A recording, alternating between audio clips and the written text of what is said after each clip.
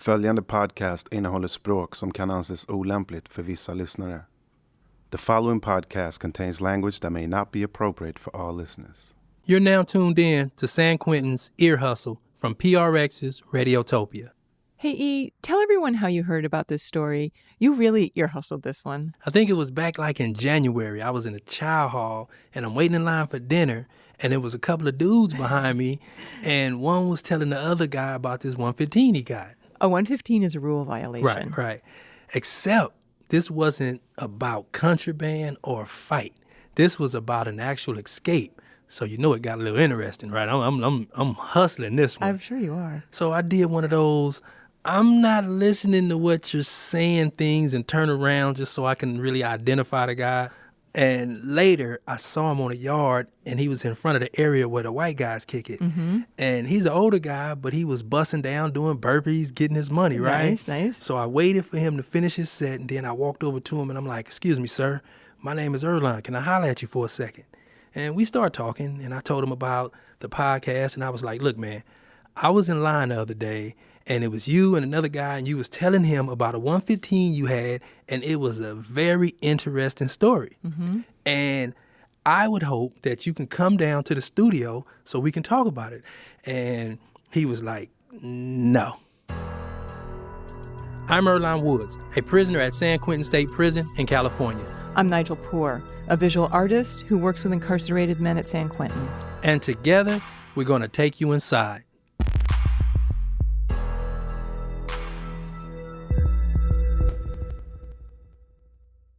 I've been denied 3 times. This is my 4th parole hearing coming up now. Steve Wilson has been in prison on and off for about 30 years. He didn't want to talk to us at first because he had that parole hearing coming up. He didn't want to say something that might be used against him. Which is smart, because if your parole hearing is successful, you get a date. It's what everyone wants, a date to get out of prison. And that's what we're talking about on this episode, what it takes to get out of prison.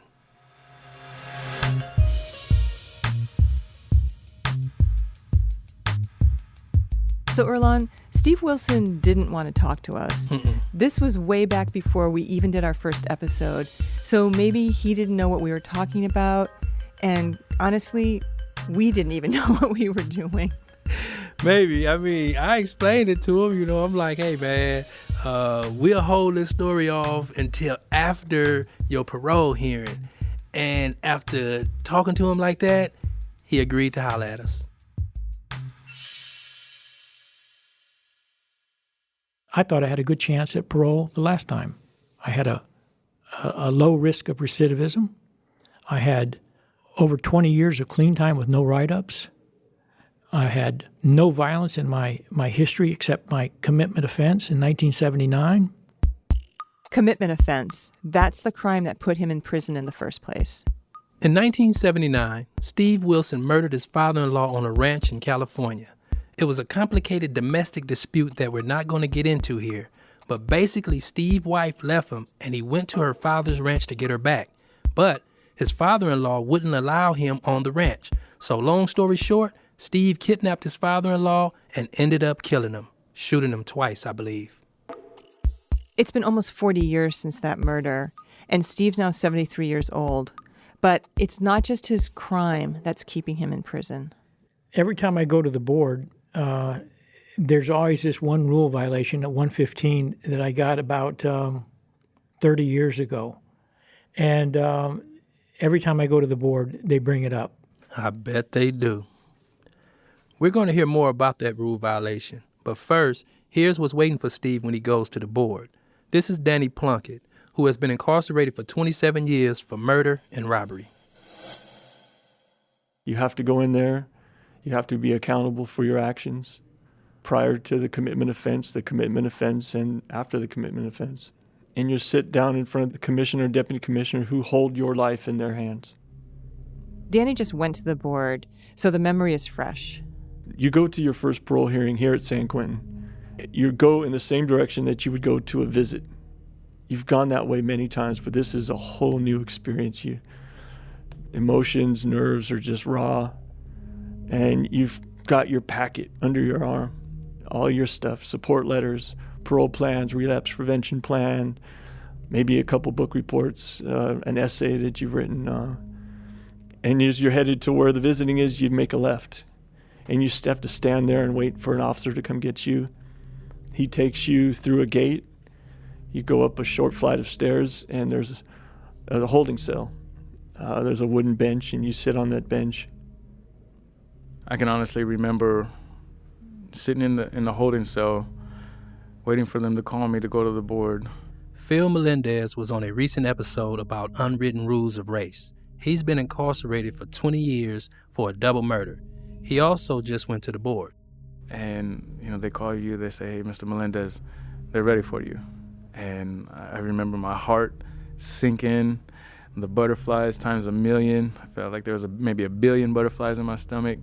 I felt like electric, like my whole body was like flowing with energy, but nervous energy, not such a good energy. If you're lucky and you get a date at the hearing, those butterflies don't necessarily go away. Ron Self was on our first episode talking about the cellie from hell. He's served 23 years for attempted murder. He actually got a date recently, and he's scheduled to be released soon, but... They have up to 120 days to review it, and it's cockroach motel, easy to get in, hard to get out. That's kind of how I look at it. It's a slow process getting out. It's slow because your date goes through a review process, and as Ron knows, they can take your date away from you at any time. So there's this euphoric feeling. I mean, it's like, wow, I'm really found suitable. This is not my reality, what's about to come happen. And so then another type of stress starts to set in. It's like, am I going to somehow get the date taken away like other people have? I think it's worse stress. Why? Because you don't know. You think you're literally walking on rice paper. If you were walking on eggshells before, you're walking on rice paper now. It's anything can cause it to go sideways. Waiting. Prison is all about waiting. And then when something finally happens, goes your way, you get a date, you still gotta wait. Stephen is the correct spelling. Steve for short. Steve's been waiting a long time, and you can see why he's anxious about his parole hearing. Yep, it's that rule violation. The parole board is going to know all about it, and it's a big one. We're going to hear about that right now, and we're also going to check back in with the other guys to see how they fared with the board. After he murdered his father-in-law, Steve Wilson was sentenced to 25 years to life, and he started serving his time at California's second most famous prison. I arrived at Old Folsom in October of 1982, and after I established myself and felt comfortable, I began making plans to escape. He started with research. In the prison library, Steve found some books about escape attempts from Old Folsom. There had been dozens and dozens of attempts to escape out of Old Folsom that had never been successful. Steve said that he thought these books were in the library to show guys how impossible it was to escape. But Steve learned something very important from these failed attempts. They failed because somebody told. Whenever there was more than one person, somebody chickened out. And I had those same emotions at the end myself. Am I going to do this or am I not? And the one way to chicken out is you drop a kite on yourself and say, there's this escape attempt. And everybody gets busted. And that's what I read in the books. My fail-safe method was don't tell anyone. Steve was working in an industrial warehouse in the prison, and that's where he saw his opportunity. They received a gigantic exhaust fan, the type that goes on top of a building. Weighed about 1,400 pounds. The fan was there for repairs, which meant that eventually it was going to get shipped out. And the more I looked at this fan, the more I realized this was be the way to go. There was an 18-inch opening underneath the fan.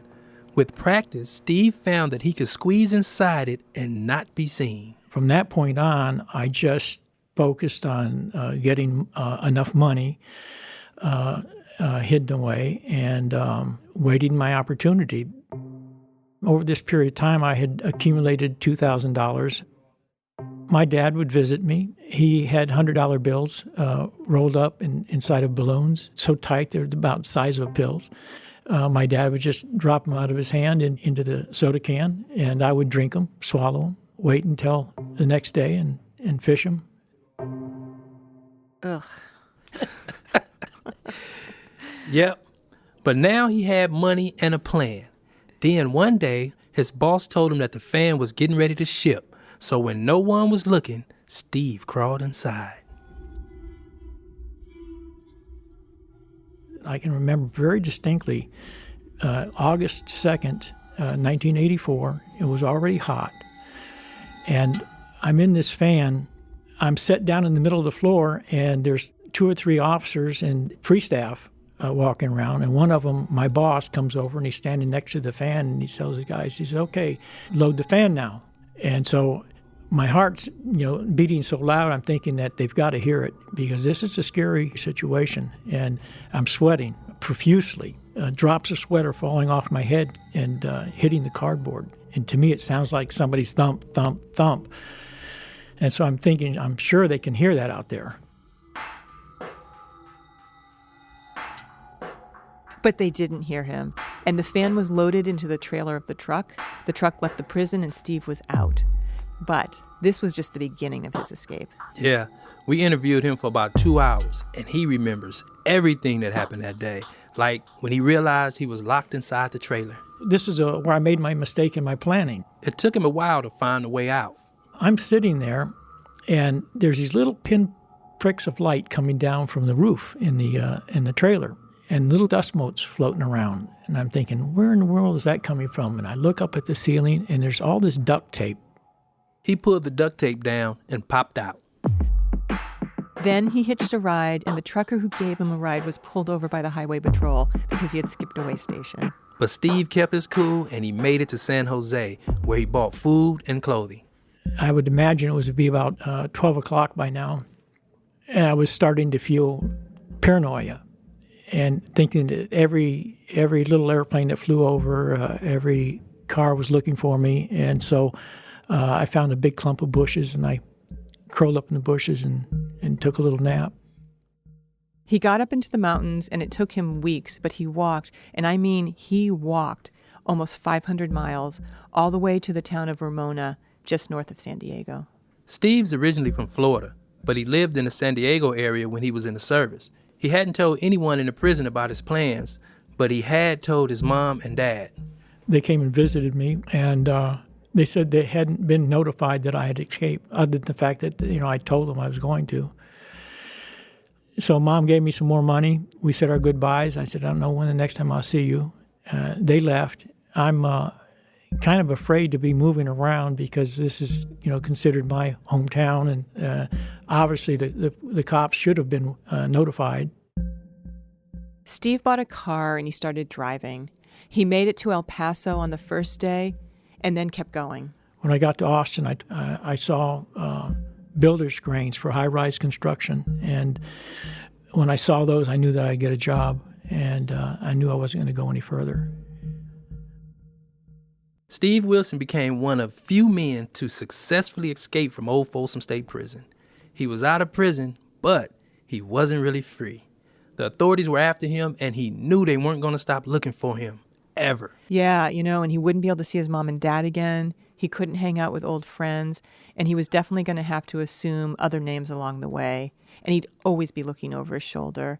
I mean, he wasn't going to have a normal life. Nah, that's just it. If you escape and you don't get killed trying to do so, you're not going to get what all of us want, a chance at a normal life. And that's something that a lot of us behind bars fantasize about, getting out and leading a normal life. What are some of the things you think about when you fantasize about your life when you're out? Off the top of my head, it's unrealistic, but I think about just getting out of San Quentin, jumping in the water, and swimming to my yacht and going around the world. Nice. We asked some other guys in our story what they fantasize about, and they're not quite as ambitious as you, E. Here's Phillip. My idea of freedom in its most simplest and most beautiful form is me sitting on a couch with the wife on one side, the kids on the other side, and we're all just sitting there, probably having came back just from getting ice cream and watching A Never-Ending Story. I kind of like that movie, too. Here's what Ron's been fantasizing about. I look forward to falling in love and just holding that person. And I don't even mean in a sexual way, just to feel that person, the warmth of that person. I look forward to that. And on the lighter side, I want to get a dog. We're going to take a break here, and when we get back, we're going to hear what kind of life Steve led as an escape felon. Being on escape, probably the first thing you wake up with and go to bed with every night is, wow, I made it through another day. But there becomes a point in time and where you start to feel comfortable. After his escape from Old Folsom, Steve made his way to Austin. He found work there and met his future wife. This really nice lady, we got along really well. And after a year or so, we moved from Texas back down to my home in Florida. And I told her who I was. And we bought a piece of ground. We bought an acre in a gated community on a lake, and I built a house. I had built a new family with her and her son, who I was with and raised from the time he was 2 until he was almost 11. And her family that adopted me as one of them. Sounds kind of like a normal life. Not really. I've always realized when I escaped that, it's only going to last so long. There will be an end. And so I kind of burnt my candle at both ends. It lasted for years. Steve ran a small maintenance and construction company. He traveled and he fit in with his community. Now, it sounds kind of normal, right? And every week we went shopping in town. Not really. I picked up the TV guide one time as we were in the checkout lane, and I looked for America's Most Wanted. I think it was playing on Sunday nights then. And the first thing I saw was my name, Steve Wilson, will be featured. My heart stopped.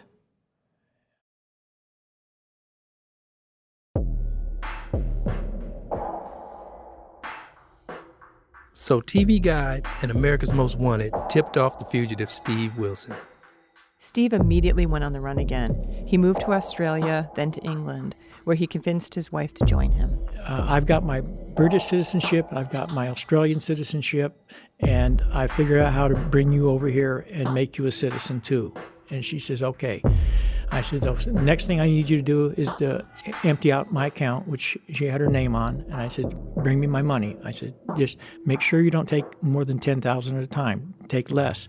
Either she didn't listen to him or she didn't think it was important because she ended up taking out more than $10,000. In one withdrawal. And that was the problem. The FBI was monitoring that account. They tipped off Scotland Yard, and she was followed from the moment she got off that plane. Yep. When she met up with Steve at the hotel in London, he got arrested.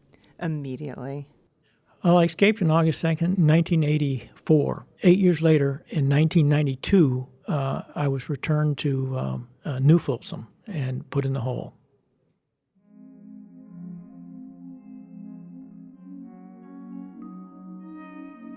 So that's Steve's 115. That's the rule violation that will come up at his parole hearing, and he'll have to answer for that yet again. Yep, and he's also going to have to talk about his life before he murdered his father-in-law. He'll have to talk about the murder itself.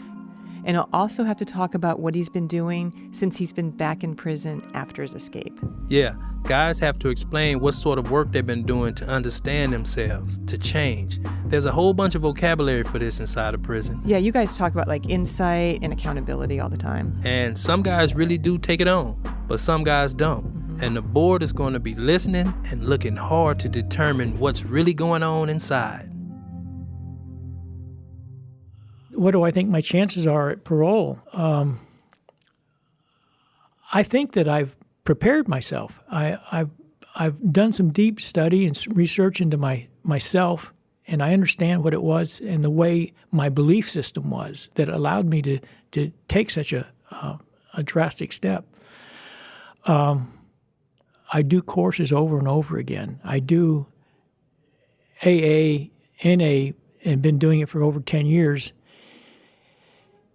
even though I have gotten everything from it that I can get, I mean, I live it every day.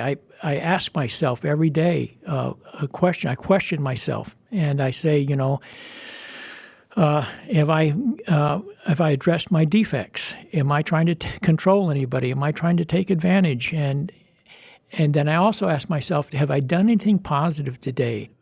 For myself, I would say I did a lot of writing. This is Danny Plunket again. He's been involved with restorative justice programs, which is about dialogue between victims and offenders. Here's how he prepared to face the board. I would just write. I would write about the crime. I would write about who I was leading up to the crime. And also a lot of victim empathy exercises, just trying to write on what it must have been like for them and trying to imagine maybe what it's been like for them since the crime, since the trial, that kind of stuff. At Danny's parole hearing, he faced a commissioner and a deputy commissioner. So we walk into the room, and there's directly in front of me, there's two seats.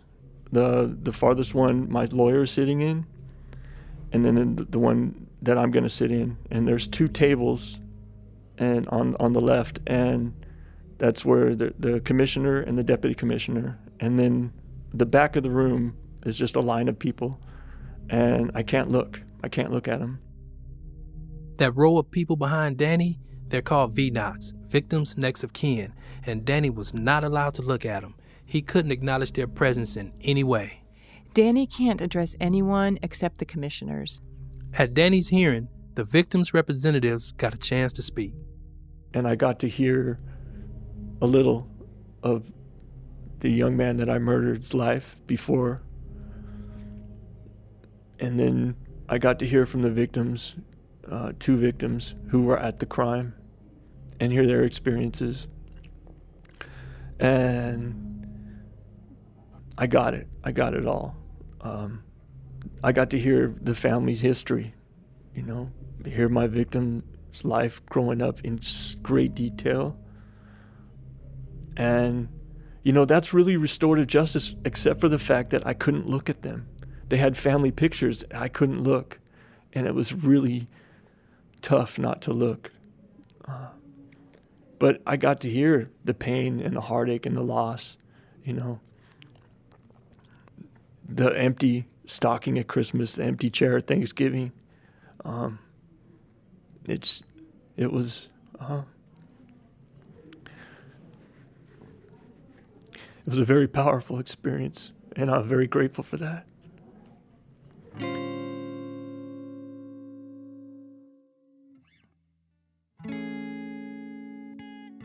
Guys find out pretty quick if they're getting a date, often within minutes after the hearing.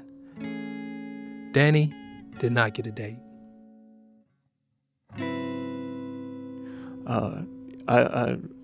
I struggle with whether or not I deserve to get out of prison because of the harm that I've caused and the life I took that can't be returned and relived.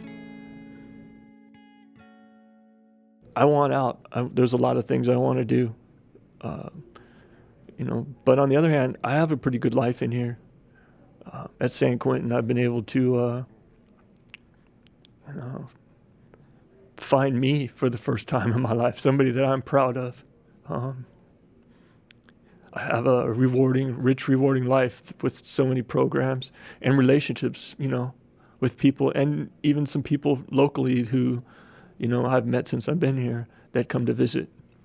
And outside volunteers, there's so many outside volunteers. So I have a rich life in here. I really look forward to having a rich life out of here.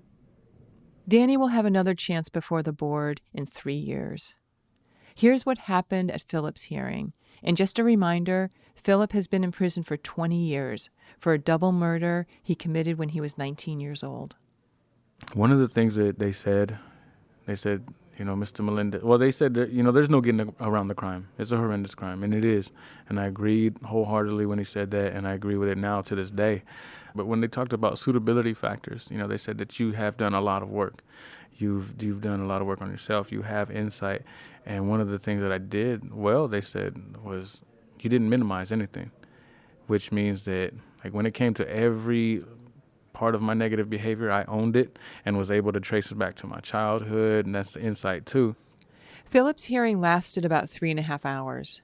And you done talked about all your traumas, and it's painful, it's sad, it hurts, and then you have to wait, and those 15 to 20 minutes just seem like forever. And they come and get you and they say, all right, let's reconvene. Sure enough, they walked me in there. They said, Mr. Melendez, we find you suitable for parole. And you feel the weight of the world come off your chest. Do you think you deserve to get out? I don't know. I don't know about deserving. Deserving, that's a hard word to really stomach.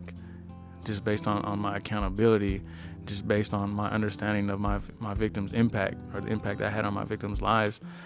I couldn't really say I ever deserve anything, right? Do I want to get out? Absolutely. Do I have a family? Do I have a community that I want to fix and that I want to restore? Yes, absolutely. And for them and for the community, I would like to see myself out. I would like to see myself out, but I don't think I could ever say that I deserve to be out. The reaction inside of San Quentin to Phillip getting his date has been mixed. He says most of his fellow prisoners have been supportive, but he's heard complaints. One of the worst ones I've heard was like, oh, I can't believe that MFer got a date. He killed 2 people. And then the only comfort that guy could get is just keep thinking out loud. This is what somebody told me.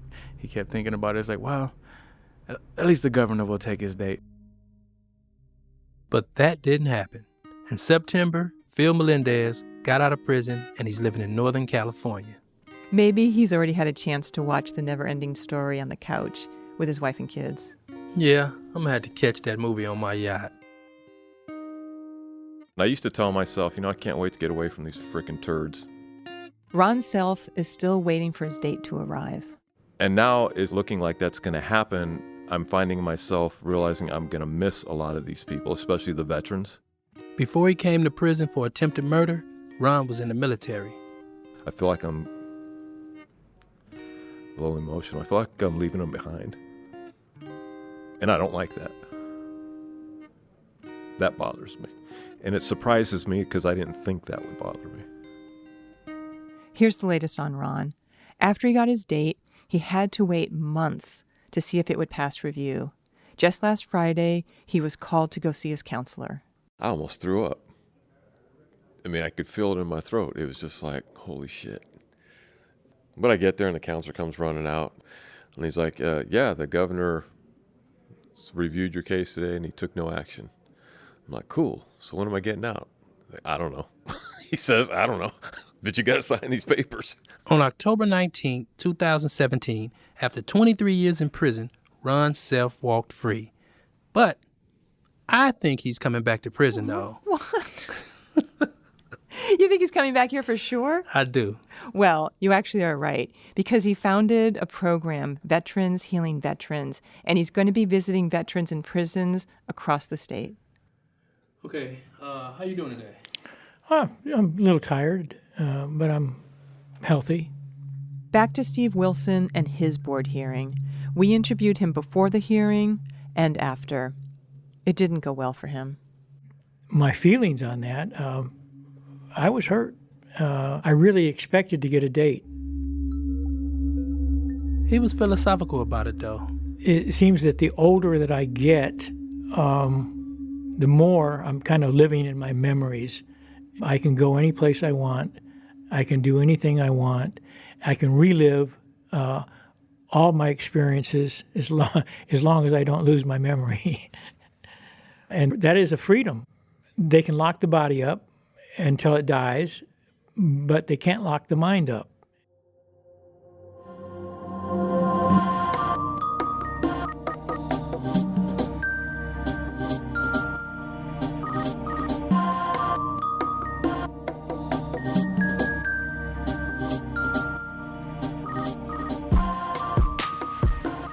Thanks to Steve Wilson for sharing his story with us. And also big thanks to Danny Plunket, Phillip Melendez, and Ron Self for telling us about their experience with the parole board. Sound design on this episode was a group effort, with music contributed by Antwan Williams, David Jassy, Phil Phillips, and Earlonne Woods, myself.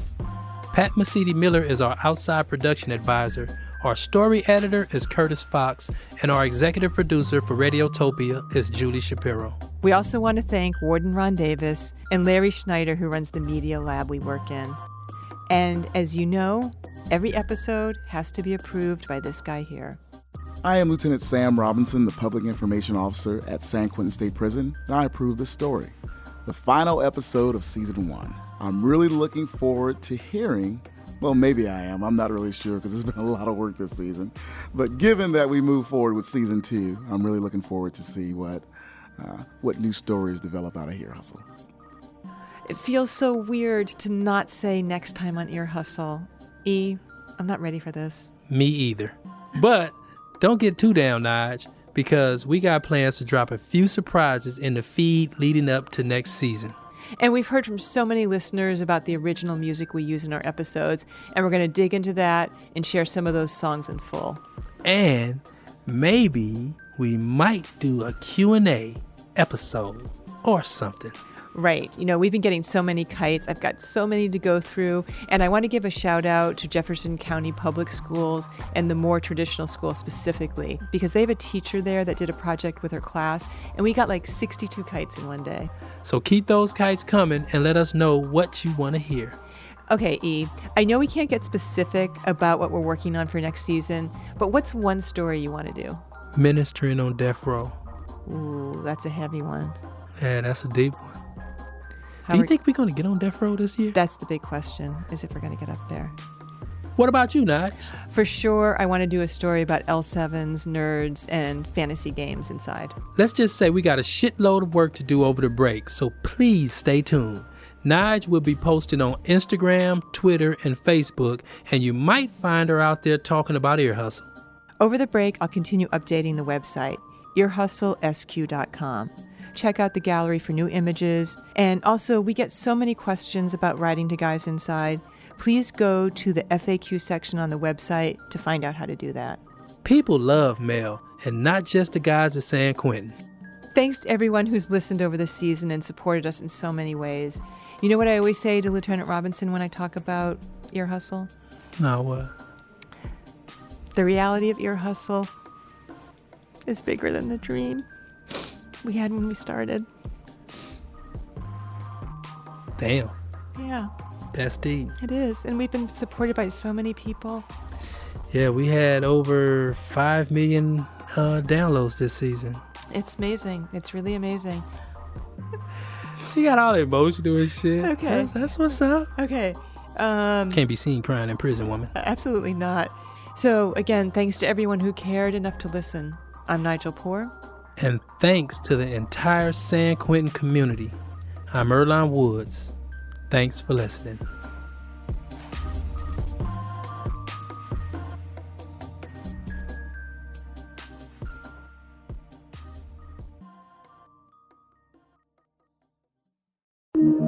Radiotopia.